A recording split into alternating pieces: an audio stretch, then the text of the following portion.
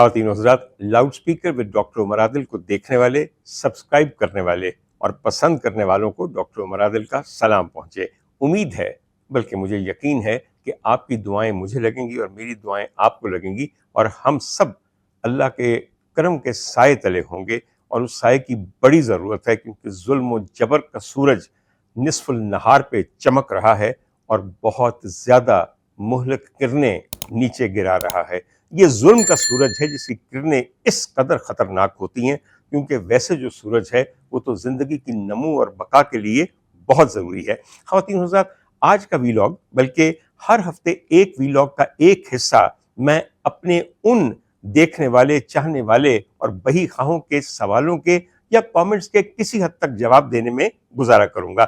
इस तरह हमारी आपस में एक इंटरेक्शन बढ़ेगी, कनेक्टिविटी बढ़ेगी और एक रब्त कायम होगा और वो रिश्ता उस्तवार होगा जो मेरे और आपके दरमियान है। मैं आपका हर कमेंट पढ़ता हूँ इसलिए कि वो मेरे लिए दुआओं से भरा होता है, उम्मीद से भरा होता है और एक ख़ास किस्म का सहारा मुझे देता है इन इंतहाई मुश्किल हालात में इस वीलॉग को करने का। ख़वातीन हज़रात, चंद सवालात मैंने चुने हैं जिसमें कुछ गलतियाँ मेरी पॉइंट आउट की गई हैं ताकि मैं उन्हें कबूल कर सकूं और उन गलतियों को दुरुस्त करते हुए बहुत सारे शायद और लोगों की गलतियाँ भी दुरुस्त हो जाए। पिछले एक वीलॉग में मैंने एक लफ्ज़ इस्तेमाल किया कि फ़लाँ चीज़ बहुत मुजर्रबुल इखलाक है।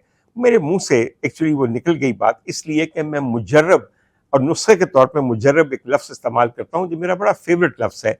उस वक्त ये कहने की बजाय कि फ़लाँ चीज़ मुखर्रिबुल अखलाक है, यानी कि अखलाक को ख़राब करने वाली है, उसे बिगाड़ने या तबाह करने वाली है, मेरे मुंह से निकल गया कि फ़लाँ चीज़ बहुत मुजर्रबुल अखलाक है।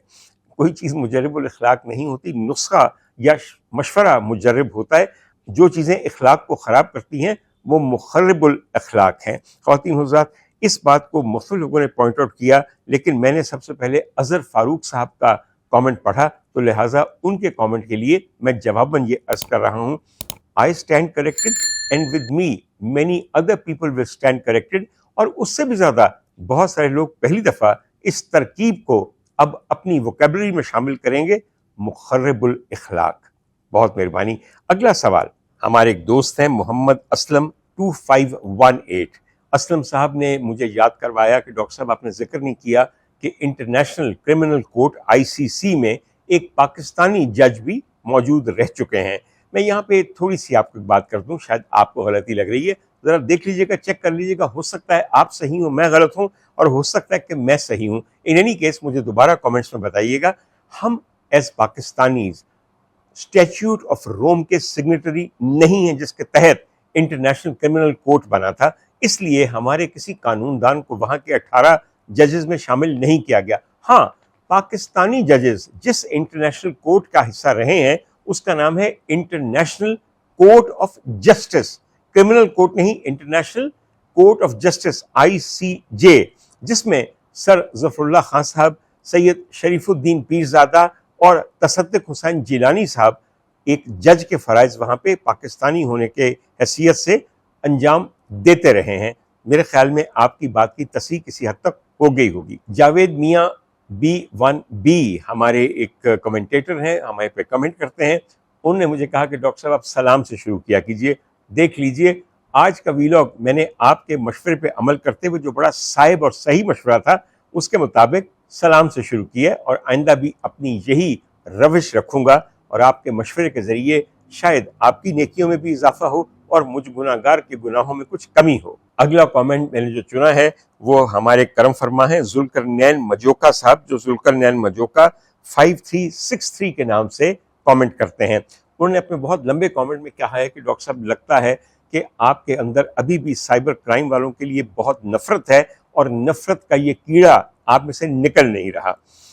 मजोका साहब, सिर्फ आपको ये बताऊं, बद्दुआ नहीं देता, सिर्फ एक बात कहता हूं, अल्लाह करे आप भी किसी ऐसे इदारे के हाथों बिला कसूर, बिला जुर्म फंसें और फिर उन तमाम हालात का सामना करें जो मैंने किए हैं।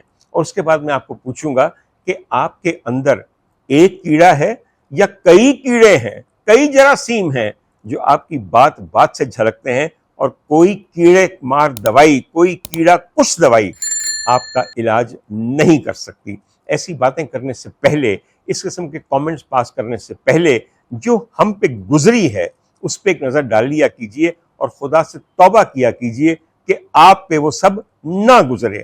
ابھی تک جس نے مجھے طنز کا ہدف بنایا ہے, میں نے اس کو ان تمام اداروں میں پھنستے دیکھا ہے اور پستے دیکھا ہے, اور اس کے بعد بڑا سیدھا ہوتے دیکھا ہے. ایک اور کامنٹ ہے جو آپ کی طرف سے بہت کامنلی کیا جاتا ہے, اور وہ یہ ہے کہ ڈاکٹر صاحب لگتا ہے کہ آپ کا سافٹ ویئر اپ ڈیٹ ہو گیا ہے. آپ کا نہیں ہوا نا, تو آپ اس طرح کیجئے, اپنا فون آن کیجئے, کیمرہ آن کیجئے اور ایک ویلاگ ریکارڈ کروائیے جس سے یہ ثبوت ملے کہ آپ کا سافٹ ویئر قطعاً اپ ڈیٹ نہیں ہوا. آپ نڈر, بے خوف, بالکل محتاط نہیں ہیں اور جو کہنا چاہتے ہیں وہ کہہ رہے ہیں. پھر میں مانوں گا کہ آپ مجھے سافٹ ویئر اپ ڈیٹ ہونے کا تانا دینے کے مجاز بھی ہیں یا نہیں ہیں, اور اگر نہیں ہیں تو تب تک اپنے اس قسم کے کامنٹس کو اپنے پاس رکھیے, مجھ پہ یہ الزام مت لگائیے. خواتین حضرات, ہمارے آگے ایک اور کامنٹ ہے جو کہ سجاد احمد 230 نے پیش کیا ہے, اور یہ کامنٹ بھی بہت اہم ہے, اس لیے میں نے چنا کہ میں اس کا جواب دوں. سجاد صاحب کا لمبا کامنٹ ہے, آپ کامنٹس نیچے پڑھ سکتے ہیں. وہ یہ کہتے ہیں کہ یہ جو نبیہہ کا اور اس کے میاں کا معاملہ ہے, یہ سب ایک پلانٹڈ گیم ہے, اور ان کی اس لڑائی کے بعد جب اس لڑائی میں سے سارے ویوز مل جائیں گے اور تقریباً آپ کے 2 درجن پوڈ کاسٹر اور ویلاگر ان کے انٹرویوز کر لیں گے, تو پھر یہ نیا شوشہ چھوڑیں گے کہ ہاں ہم نے دوبارہ دوستی کر لی ہے, دوبارہ صلح کر لی ہے. اور آپ دیکھیے گا کہ یہ کام جاری رہے گا, اس لیے کہ پاکستان کے عوام اپنے اصل مسائل سے بالکل دور رہیں, ان کی اٹینشن ڈائیورٹڈ رہے, اور اس قسم کی خرافات اور فضولیات کے اندر وہ اپنے آپ کو مصروف رکھیں. میں آپ کے ساتھ بالکل 100% متفق ہوں, اور دیکھ لیجئے جو آپ نے پیش گوئی کی اور جو میں نے کہا تھا کہ چند دن اس طلاق اور خلا اور لڑائی اور نامردی اور آوارگی اور بھابھی کا چکر اور بھائی کا چکر اور ماں کا چکر اور بہن کا چکر, ان سب چکروں کو اچھی طرح بیان بازی میں ڈھال کے, سوشل میڈیا کی زینت بنا کے, مختلف پوڈ کاسٹرز کی پوڈ کاسٹ کا کنٹینٹ بنا کے, پھر پتہ چلے گا کہ ہماری تو کبھی طلاق ہوئی نہیں, ہمارے درمیان تو صلح ہو گئی ہے. خواتین و حضرات, ایک بات میں آپ کو بتاؤں, یہ صلحیں بار بار ہوں گی, یہ طلاقیں بار بار ہوں گی. ہر طلاق میں سے لاکھوں ویوز نکلیں گے, ہر طلاق میں سے, ہر خلا میں سے, ہر لڑائی میں سے کئی ویوز ملیں گے, کئی پوڈ کاسٹ نکلیں گی, اور بہت دیر تک آپ کا دھیان جو ہے ادھر ہی رہے گا, اصل باتوں کی طرف نہیں آئے گا. ہر طلاق کے بعد, اس سے پہلے کہ وہ ہوگی, آپ صلح دیکھیں گے. کوئی عدت نہیں ہوگی, کوئی حق مہر نہیں دیا جائے گا, کوئی حلالہ نہیں ہوگا, بلکہ میرے خیال میں ایک قسط تو آئے گی حلالہ والی, کہ میں حلالہ کر کے دوبارہ اپنے شوہر کے پاس جاؤں گی تو آپ میں سے وہ تمام لوگ جو میرے امیدوار ہیں حلالہ کرنے کے لیے سامنے آئیں اور مجھے یوٹیوب پہ کانٹیکٹ کریں. مزے کا کام ہے کہ نہیں, یہ بھی دیکھیے گا, ہو کے رہے گا, وغیرہ وغیرہ وغیرہ. جب تک آپ طلاق نہیں دیں گے تب تک دوبارہ صلح کی صورتحال پیدا نہیں ہوگی, اور جب تک دوبارہ صلح نہیں ہوگی دوبارہ طلاق اور جھگڑا کہاں ہوگا. میں نے پچھلی دفعہ پکارا تھا کہ ارے فضا تم کہاں ہو, آ جاؤ, واپس دیکھ لو, جس چیز کو تم روکنا چاہتی تھی, اپنے حارث بھائی کو تم اپنے اسٹوڈیو میں بلا کے جواب دہ کرنا چاہتی تھی, وہ نہیں کر سکی تم. آ جاؤ, ابھی بھی آ جاؤ. مگر اس سے پہلے کہ فضا آتی اور دوستی کرواتی, انہوں نے سوچا کہ پیسے پورے ہو گئے ہیں, اسی کیش کر لیں پورے سچویشن, آئیے دوستی کر لیں. دنیا کا سکننگ ترین کنٹینٹ اس ملک کے لوگوں کے لیے رہ گیا ہے, اور اس ملک کے لوگ بھی جس طرح فاسٹ فوڈ کھا کر کے اپنی صحتیں خراب کر رہے ہیں, اسی طرح اپنی ذہنی و اخلاقی صحت کو تباہ کر رہے ہیں. اور وہ تمام ادارے, میں نے پہلے بھی کہا تھا, جو کہ کنٹینٹ کو واچ کرتے ہیں کہ ہمارے سائبر اسپیس میں کس قسم کا کنٹینٹ ہے, وہ ایسی خواب خرگوش کی نیند سوئے ہوئے ہیں کہ میں آپ کو بتا نہیں سکتا. بات اور خواتین حضرات, اس وقت پاکستانی قوم کے سامنے 2 ڈرامے چل رہے ہیں, 2 ڈرامے چل رہے ہیں, اور دونوں میں بہت مماثلت ہے. آئیے ان ڈراموں کا ذکر کرنے سے پہلے میں آپ کو ایک بچپن میں دیکھی ہوئی پاکستانی پنجابی فلم کی شوٹنگ کا حال بتاؤں. خواتین حضرات, یہ شوٹنگ فیروز پور روڈ پہ ہمارے گھر میں ہو رہی تھی, اس لیے کہ میرے ایک جاننے والے تھے میرے والد کے, انہوں نے کہا کہ ہم نے کچھ سین ریکارڈ کرنے ہیں, آپ کا گھر بہت بڑا ہے, اسٹوڈیو کے کچھ پیسے نہیں میں دے سکتا, نئی فلم بنا رہا ہوں. تو یہ فلم مجھے کچھ دیر کے لیے اپنے گھر میں شوٹ کرنے دیجیے۔ گرمیوں کی چھٹیاں تھیں، مجھے یاد ہے ہم بھی گھر پہ ہوتے تھے۔ ہمارے والدین نے کبھی ہمیں کچھ بھی دیکھنے سے، پڑھنے سے، سننے سے منع نہیں کیا، اس لیے کہ وہ یہ جانتے تھے کہ پرورش کے دوران وہ ہمیں یہ انسٹل کر چکے ہیں کہ کیا صحیح ہے اور کیا غلط، اور وہ ہماری ثوابدید پہ یہ چھوڑتے تھے، ان کی سپرویژن قائم رہتی تھی۔ اور اللہ کا شکر ہے کہ مجھے کبھی اپنے والدین کے سامنے کسی اپنے ڈیسیژن سے، اپنے انتخاب یا چوائس سے شرمندہ نہیں ہونا پڑا۔ خواتین و حضرات، اسی طرح ہمیں فلم کی شوٹنگ دیکھنے کی مکمل اجازت تھی تاکہ ہم یہ نیا تجربہ دیکھ سکیں۔ آئیے اس میں مجھے کیا تجربہ ہوا اور وہ آج کیسے ریلیونٹ ہے میں آپ کو یہ بتاؤں۔ فلم کا ایک سین تھا جس میں ہیرو اور ولن کی بڑی سخت لڑائی تھی، اور ولن کے ساتھ اس کے 6 ساتھی تھے جو اکلوتے ہیرو کے اوپر حملہ آور ہو جاتے ہیں۔ کیا ڈشم ڈشم ڈشم چل رہی تھی، خون کے پیاسے ہو رہے تھے، گولیاں بھی چل رہی تھیں، اور ٹمیٹو کیچپ اور لال رنگ کا خون بھی جگہ جگہ بہہ رہا تھا۔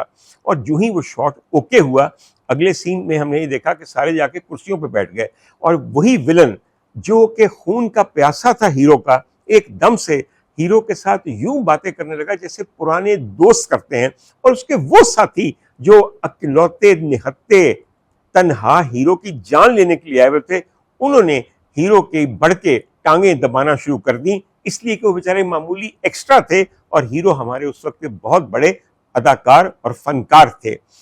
یہ منظر دیکھ کے میں نے سوچا کہ کتنا مختلف ہوتا ہے آن کیمرہ اینڈ آف کیمرہ۔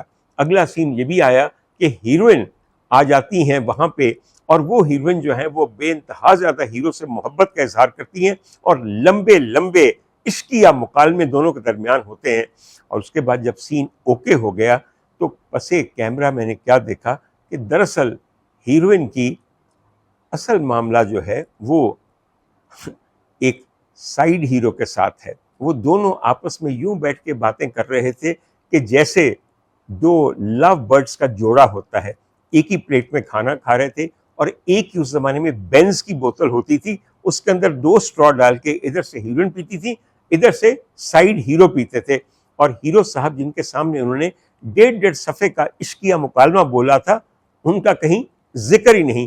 ایک اور سین تھا جس میں ایک ساس جو ایک ہماری پرانی کیریکٹر ایکٹریس تھیں اور بڑی ملکہ جذبات کے طور پہ اکثر کہا جاتا تھا ان کو، وہ ایک اس قدر سخت مکالمے بولتی ہیں اپنے گھر والوں کے اوپر، جہاں وہ اپنے بیٹے کو بھی ذلیل کر رہے ہیں اور ایک اور لڑکی کو بھی ذلیل کر رہی ہیں، and so on and so forth. اتنے میں ہیروئن آتی ہے اور ہیروئن کے ساتھ ان کے بڑے سخت مکالمے ہوتے ہیں۔ اور جب سین اوکے ہو گیا اور کیمرہ بند ہوا تو پسے کیمرہ بیٹھ کے وہ جو ملکہ جذبات تھیں وہ بالکل ایک بھیگی بلی بن کے بیٹھی تھی، کیونکہ ان کا حسن، جوانی، جوبن اور وقت سب جا چکا تھا، اور اب وہ ماں کے رول کرتی تھی، جبکہ ہیروئن ان کو اس تمطراق کے ساتھ ڈیل کر رہی تھی جیسے کسی نوکرانی کو کیا جاتا ہے، اور بڑے ہی سخت سست الفاظ میں ان کے بارے میں انہوں نے کچھ وہاں پہ کہا بھی۔ خواتین و حضرات، یہ تجربہ مجھے نہیں پتا تھا کہ اس کے بعد میں یہ مناظر کب دیکھوں گا اور اس کا اطلاق کس چیز پہ ہوگا۔ مجھے اب پتا چلا، بلکہ بہت پہلے سے بھی پتا ہے، لیکن آج کل دوبارہ یاد آیا ہوا ہے کہ ہمارے سیاستدان، مختلف سیاسی پارٹیوں کے مختلف رکن، مختلف چیئرمین، مختلف لیڈرز بالکل یہی کرتے ہیں۔ آن کیمرہ آپ کے سامنے دکھانے کو کسی بھی الیکشن سے پہلے جلسہ گاہوں میں جس قسم کی مکالمہ بازی کرتے ہیں، جس قسم کی الزام تراشی کرتے ہیں، جیسے تانے، جیسے گالیاں اور جیسے انکشافات کرتے ہیں، اپنے ہی اوپوننٹس کے متعلق وہ سننے سے لائق رکھ ہوتے ہیں۔ اور اس کے بعد جب الیکشن ہو جاتے ہیں، پارٹیوں کے ذریعے وہ بیٹھ جاتے ہیں مختلف پارلیمنٹس میں، اور اس کے بعد ایک حکومت تشکیل ہونی ہوتی ہے، تو وہی سی نظر آتے ہیں جو کیمرے کے بیہائنڈ نظر آتے تھے۔ ہیرو اور ولن بیٹھ کے چائے کی چسکیاں بھر رہے ہیں، 2 عورتیں جو آپس میں نفرت کر رہی ہیں، آلو کا پراٹھا شیئر کر رہی ہیں، ہیروئن اور سائیڈ ہیرو جس کا ویسے پلاٹ میں کوئی تعلق نہیں ہوتا، وہ بینز کی ایک ہی بوتل میں 2 اسٹراز پہن کے چسکیاں بھر رہے ہیں۔ خواتین و حضرات، ہمیں جو کچھ پردہ فلم پہ دکھایا جاتا ہے وہی پردہ سیاست پہ دکھایا جاتا ہے۔ صرف بات اتنی ہے کہ یہ جو ڈرامہ ہے، یہ جو فلم کی شوٹنگ جلسہ گاہوں میں ہو رہی ہے، یہ سکننگ ہے، اور یہ سب لوگوں کو پتا چل چکا ہے کہ یہ اور کچھ نہیں ہے، یہ صرف اور صرف نورا کشتی کی بدترین شکل، جسے جھورا کشتی کہنا چاہیے، یعنی کہ اس سے کہیں ابتر یہ وہ ہے، فکسڈ میچ ہے۔ بھیا صرف آپ کو چند باتیں یاد دلا دوں اس دفعہ میں، بات یہ یاد دلانی ہے کہ پاکستان پیپلز پارٹی کے رہنما نون لیگ کو کیا کہہ رہے ہیں۔ وہ یہ کہہ رہے ہیں کہ نون لیگ بنیادی طور پہ ایک اللیگل، اللیجیٹمیٹ، غیر آئینی فارم 47 کی غیر قانونی حکومت ہے۔ ان سب کی سیٹیں ماسوا 17 سیٹوں کے سب کی سب ٹھپا لگا کے فارم 47 تیار کر کے دی گئی ہیں۔ یہ منتخب نہیں ہے، یہ چنتخب ہیں، اور یہ چنتخب ہو کر اسمبلی تک پہنچے ہیں۔ اس کے علاوہ نون لیگ ان لوگوں کو کیا کہہ رہی ہے میں آپ کو یہ بھی بتا دوں۔ نون لیگ کے ایک رہنما نے پیپلز پارٹی کے بارے میں یہ کہا ہے کہ جہاں بھی ان کا نام آتا ہے تو کرپشن کی بدبو غلیظ اور رقیق بدبو 4 سو پھیل جاتی ہے، اور انہوں نے تقریباً کراچی اور سندھ کے حصے میں جو 3000 ارب روپے آنے تھے وہ جہازوں میں بھر بھر کے دبئی لے جا کے وہاں پارک کر دیے ہیں۔ ایک رقم ہوتی ہے، اور کرپشن کی اتنی بڑی رقم، یعنی کہ جو حقوق ہیں میرے صوبہ سندھ اور کراچی شہر کے، ان کو غصب کرنے والے یہی ہیں جو کہ پاکستان پیپلز پارٹی میں ہیں۔ اور نون لیگ کے ایک رہنما جب ان پہ یہ الزام لگاتے ہیں تو میرے خیال میں غاصب اور چور اور لٹیرا ہونے کا اس سے بڑا کوئی اور الزام ہو نہیں سکتا۔ اس کے علاوہ نون لیگ کے ہی ایک لیڈر پاکستان پیپلز پارٹی کے شریک چیئرمین کی مردانگی کو ہمیشہ شک کی نگاہ سے دیکھتے ہیں، اور اپنی بات کے ثبوت میں کہتے ہیں کہ ان کا طبی معائنہ کرایا جائے۔ جس طرح ریپ وکٹم کا نہیں ہوتا طبی معائنہ کہ دیکھیے اس کے کپڑوں کے اوپر سپرمز ملتے ہیں کہ نہیں ملتے، خون کے نشانات، تشدد کے نشانات، مزاحمت کے نشانات ملتے ہیں کہ نہیں ملتے، اسی طرح یہ اپنے پولیٹیکل ایڈورسری کی سائیکو سیکشولیٹی ڈٹرمن کرنے کے لیے بھی چاہتے ہیں کہ اس کا طبی معائنہ ہو۔ وہ بھی یہ بھی بتا دیں کہ یہ کروانا کہاں سے ہے، کراچی سے یا اسلام آباد سے، پنڈی سے یا لاہور سے، تاکہ آپ کے مطلب کا نتیجہ آ سکے اور آپ کی بات کو ثبوت اور وثوق مل سکے۔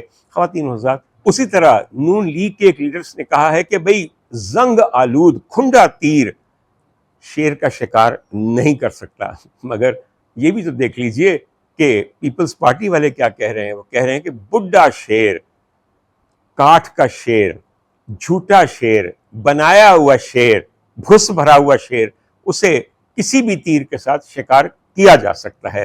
خواتین و حضرات، یہ ہے ان کا اپنے اتحادیوں کے بارے میں منہ کھولنا، الزام تراشی، تانے دینا، حقیقت بیان کرنا اور اپنا مائنڈ سیٹ بتانا۔ اور جب الیکشن ہو جائیں تو چونکہ دونوں کو واضح اکثریت نہیں ملتی، اس لیے آگے بڑھ بڑھ کے ایک دوسرے کے گلے میں باہیں ڈال کے جپیاں کٹ کٹ کے پا کے یہ حکومت سازی میں ایک دوسرے کے اتحادی ہوں گے۔ آپ نے دیکھا نہیں ہوا گلگت بلتستان میں تمام تر بکواس کرنے کے باوجود ایک دوسرے کے اتحادی کون ہیں؟ آزاد کشمیر میں کون کس کا اتحادی بن رہا ہے؟ اور پھر ہمارے ہاں اسلام آباد میں جو حکومت ہے، کیا وہ انہی لوگوں کے اتحاد کا ثمر نہیں ہے؟ ایک دوسرے کو غاصب، لٹیرا، کرپشن میں لتھڑا ہوا، فیک، اللیگل، اللیجیٹمیٹ کہنے والے ایک دوسرے کے سب سے بڑے اتحادی ہیں، متحد ہیں، اور ہم پہ حکومت کر رہے ہیں۔ ہائے، ہماری بے چارگی اور ہماری مجبوری کی کوئی حد ہی نہیں ہے۔ خواتین و حضرات، یہ ڈرامہ جس طرح میں نے آپ کو کہا، یہ بالکل اسی فلم کی شوٹنگ کی طرح نہیں ہے جو میں نے بچپن میں دیکھا تھا۔ اور آئیے میں اس کو ملاؤں آپ کے دوسرے ڈرامے کے ساتھ جو آپ لوگ سب آج کل غپ غپ کر کے دیکھ رہے ہیں اور کھا رہے ہیں، وہی اس جعلی ڈاکٹر، اس کے شوہر کی طلاق کا، خلا کا اور پھر دوستی کا پورے کا پورا ڈرامہ دیکھ لیا آپ نے۔ تقریباً 17 پوڈ کاسٹ اور اس سے زیادہ ویلاگز میں یہ دونوں بیٹھ کے ایک دوسرے پہ بدترین الزام لگاتے رہے، اور پھر ایک دم خبر آ گئی کہ نہیں، ہماری دوستی ہو گئی۔ صلح کرنا بڑی اچھی چیز ہے۔ میں سوچتا ہوں کہ وہ جو خاتون کہہ رہی تھیں کہ اس نے ابھی تک حق زوجیت نہیں مجھے دیا، تو کمال پلاٹ بنا ہوا ہے۔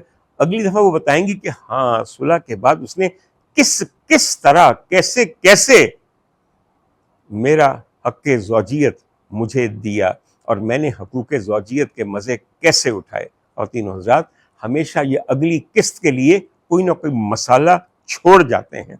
اور دیکھ لیجئے یہی ہوگا ہماری دو پارٹیاں، پیپلز پارٹی اور نون لیگ.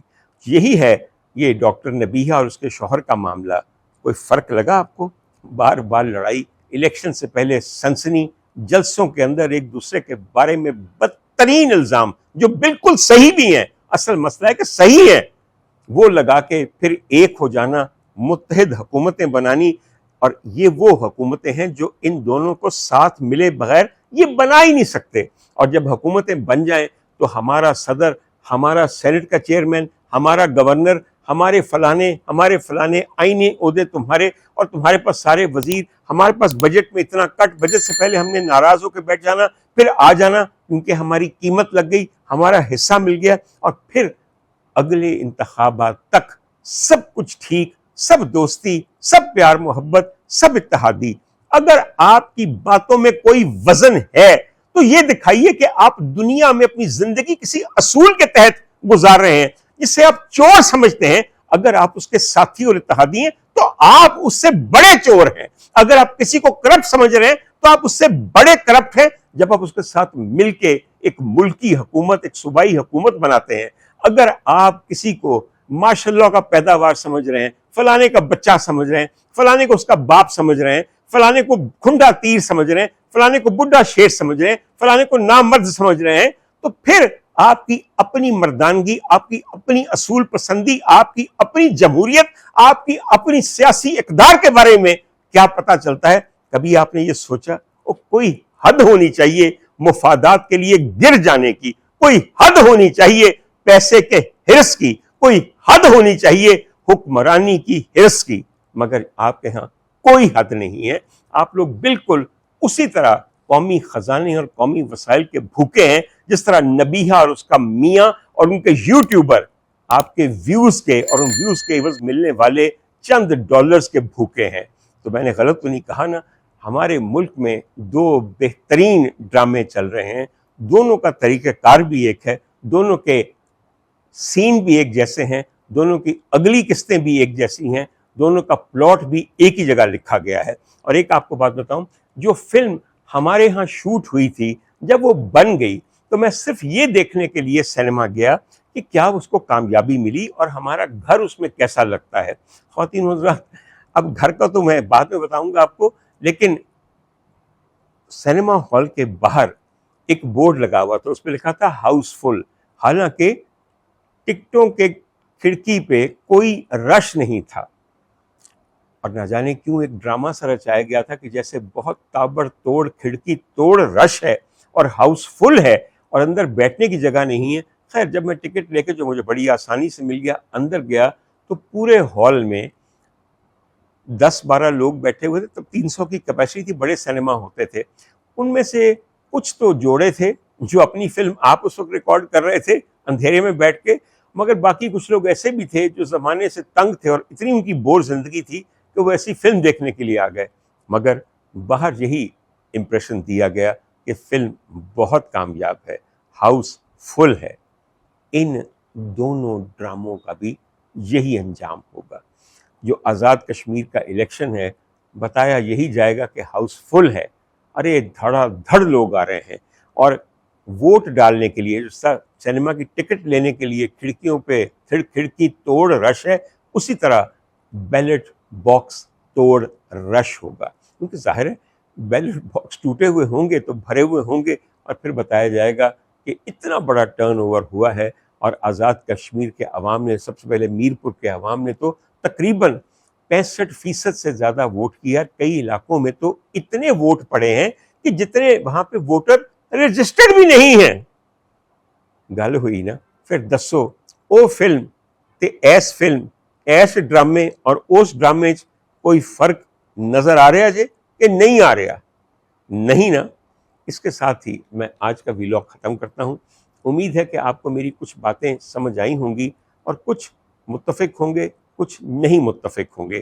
آخر میں ایک چھوٹا سا گلہ ہے جو میں اعلان کرنا چاہتا ہوں. میرے پیچھے بہت سارے پوڈ کاسٹرز پڑے رہتے ہیں کہ ڈاکٹر صاحب آپ کے ساتھ پوڈ کاسٹ کرنا ہے، آپ کے ساتھ پوڈ کاسٹ کرنا ہے، پلیز وقت دیجیے، ہم نے پہلے آپ کو کانٹیکٹ کیا تھا تو آپ نے پیسے مانگ دیے تھے اس لیے ہم دے نہیں سکے آپ کو۔ ایک تو میں آپ کو عرض کروں، یہ ساری بکواس سننے کے بعد میں نے پچھلے دنوں بالآخر اپنی دو دوستوں کے کہنے پہ دو پوڈ کاسٹرز کو وقت دیا، اور کسی پیسے کے بغیر، کسی لالچ کے بغیر میں خود وہاں پہ گیا اس گرمی میں جہاں وہ پوڈ کاسٹ ریکارڈ کرنا چاہتے تھے۔ ایک ایک گھنٹے، سوا سوا گھنٹے کا پوڈ کاسٹ ریکارڈ کروایا۔ یقین کیجئے ان کے ہاں سے میں نے پانی کا ایک قطرہ نہیں پیا، چائے کافی تو بہت دور کی بات ہے، ایک پائی نہیں لی، ان کے تمام سوالوں کا بڑی خندہ پیشانی سے جواب دیا۔ اس بات کو تقریباً اب 7-8 دن سے زیادہ ہو گیا۔ میں نے ایک دن پوچھا، ایک ہماری پوڈ کاسٹر ہیں روبی ملک صاحبہ، انہوں نے میرے کیا، حالانکہ بالکل میرے مزاج کی نہیں تھی، لیکن مجھے مجبور کیا دردانہ رحمان صاحبہ نے کہ میں ان کا جا کے پوڈ کاسٹ ریکارڈ کروں۔ مجھے اس میں سے کوئی لالچ نہیں تھا، نہ مجھے کوئی دلچسپی تھی باہر طور۔ اور دوسرے جو تھے وہ آمنہ الفت صاحبہ ہیں جو میری عزیزہ ہیں، دوست ہیں میری، اور ناصر ادیب صاحب کی بیگم ہیں۔ انہوں نے مجھے کہا تھا کہ عبدالحی نامی ایک نوجوان ہے، آپ اس کا پوڈ کاسٹ جا کے ریکارڈ کرائیے۔ ان دونوں خواتین کا نام آپ کے سامنے لے رہا ہوں کہ ان دونوں نے مجھے کہا کہ آپ یہ پوڈ کاسٹ ریکارڈ کروائیے، اور انہی سے میں نے ان اصحاب کا نمبر لیے، جیسا انہوں نے کہا، جب کہا وہاں جا کے اپنا وقت ضائع کر کے پوڈ کاسٹ کروایا۔ واقعی وقت ضائع کیا، اس لیے کہ اس بات کو اب تقریباً 7-8 دن ہو چکے ہیں۔ میں نے ایسے ہی پوچھا ایک دن روبی ملک کو کہہ کے کہ روبی ملک کیسا نکل رہا ہے پوڈ کاسٹ، تو ان کو کوئی دلچسپی نہیں تھی، کہنے لگی بھی ہاں دیکھیں گے، ابھی تو ڈاکٹر صاحب بہت اہم مسائل ہیں، ابھی تو میں ڈاکٹر نبیہہ کا پوڈ کاسٹ کر کے پیش کر رہی ہوں، تو آپ کس کھیت کی گاجر مولی ہیں، اور ہٹیے، انتظار کیجئے، آپ کے کون سے اتنے ویوز آنے ہیں جو اس طلاق اور خلا اور لڑائی اور پھر حقوق زوجیت اور نامردانگی کے آنے ہیں۔ میں چپ کر گیا، آئندہ کے لیے سبق ہو گیا۔ ایسا ہی ایک فون میں نے عبدالحی کو کیا، میں نے کہا عبدالحی وہ کب تک آئے گا، اس لیے کہ ہمارا پوڈ کاسٹ کیا ہوا irrelevant ہو جائے گا، میں نے جو اس میں باتیں کی ہیں وہ 7-8 دنوں کے بعد پرانی ہو جائیں گی۔ ارے ڈاکٹر صاحب دراصل بہت اہم قومی ایشوز کے اوپر ہم کر رہے ہیں پوڈ کاسٹ، اور پھر میں نے دیکھا کہ ان کا پوڈ کاسٹ بھی انہی ڈاکٹر نبیہہ کے ساتھ ہے۔ مجھے سبق ہو گیا، آئندہ میں کسی کے کہنے پہ کسی پوڈ کاسٹر پہ نہیں جاؤں گا، نہ اپنا وقت دوں گا، نہ ان کے سوالات کا جواب دے کے اپنے آپ کو پیش کروں گا ایک مجرم کی طرح، اس لیے کہ اس دن یہ نہ ہو کہ نبیہہ اور ان کے شوہر کے درمیان حلالے والی کس چل جائے اور میرا کیا ہوا پوڈ کاسٹ پھر کئی دن مؤخر کر دیا جائے یا کینسل ہی کر دیا جائے۔ بہت مہربانی، بہت شکریہ۔